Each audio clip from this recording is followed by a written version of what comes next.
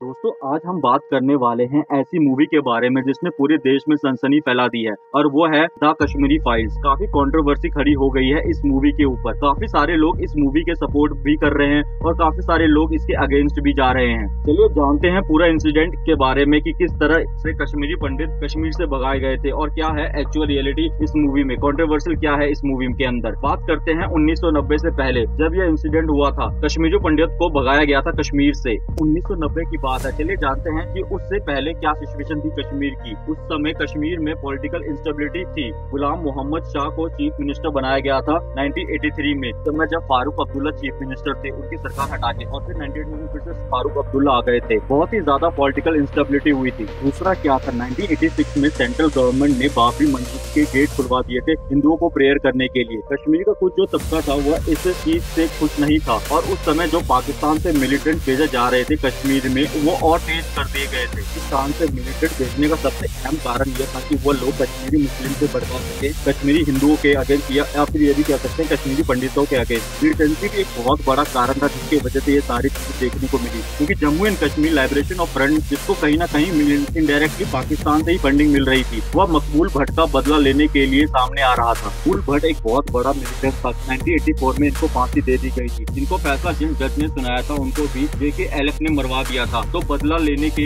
भावना से और हिंदू के प्रति उस समय नफरत भी पैदा हो रही थी। जिन्होंने सबसे ज्यादा मर्डर किया था वो कमांडर माने जाते थे JKLF के, और वो बहुत ही खुश हुए थे इंटरव्यू में। उन्होंने बोला था कि हाँ मैंने बहुत से लोगों को मारा है। इस मूवी में भी उनके किरदार को बहुत अच्छी तरह से निभाया गया है। आप इस मूवी के माध्यम से वो देख सकते हैं जो कि आज तक हमें लोगों को पता ही नहीं था, वो पता चलेगा इस मूवी के माध्यम से। मूवी के अंदर ऐसे बहुत सारे कंट्रोवर्शियल सीन है जिसके लोग अगेंस्ट भी हैं लेकिन बहुत लोग सपोर्ट में भी हैं। मूवी के अंदर ये भी दिखाया गया है कि फारूक अब्दुल्ला जो कि उस समय गवर्नमेंट बना था के बैठे हुए थे, उनका भी कहीं ना कहीं सपोर्ट था JKLF को। JKLF के जो कमांडर थे वो जाके फारूक अब्दुल्ला के घर में मिलते थे, दफ्तर में मिलते थे। यह भी इस मूवी में दिखाया गया है। यह भी इस मूवी का कंट्रोवर्शियल का सबसे बड़ा कारण है। दूसरा इस मूवी में ये भी देखने को मिला है कि उस समय सेंट्रल में जो सरकार थी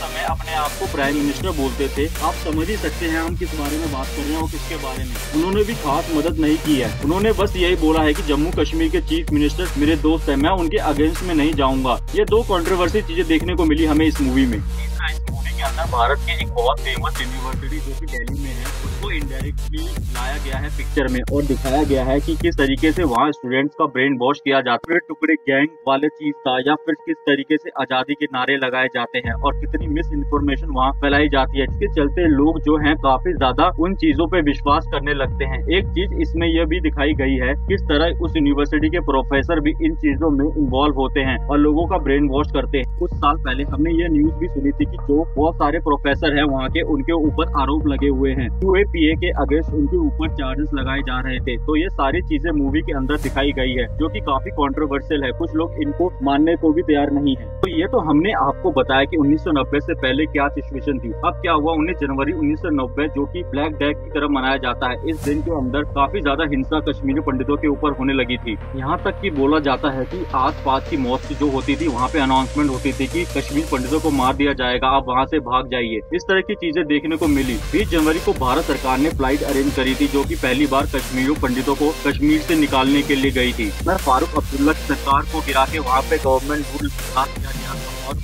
हबीबुल्ला को गवर्नर के तौर पे अपॉइंटमेंट किया गया था। अब यहाँ पे यह भी बोला जाता है कि हबीबुल्ला के द्वारा बहुत सी जगह पे ऐसी स्टेटमेंट दी गई थी कि उस समय जम्मू कश्मीर में गवर्नर अपॉइंटमेंट किए गए थे जगमोहन जी, जिन्होंने उनसे दरख्वास्त की थी कि कश्मीरी पंडितों को यहाँ से निकालने की जगह उसकी जगह सुरक्षा टाइट की जाए जिससे चीजों को नियमित किया जा सके। लेकिन जगमोहन जी ने उनको निकालना ज्यादा बेटर ऑप्शन समझा। ये तो बस वो लिखी पड़ी बातें हैं जो कि हम लोग पढ़ते हैं, लेकिन एक्चुअल रियलिटी बहुत ही अलग है। इस मूवी के अंदर जो दिखाया गया है वो मैं आपसे शेयर कर सकता हूँ। इस मूवी के अंदर ये दिखाया गया है कि जो स्टेट गवर्नमेंट थी अगर वो चाहती तो चीजों को रोक सकती थी, पर ना उसने रोका ना सेंट्रल गवर्नमेंट ने भी इंटरफेयर किया।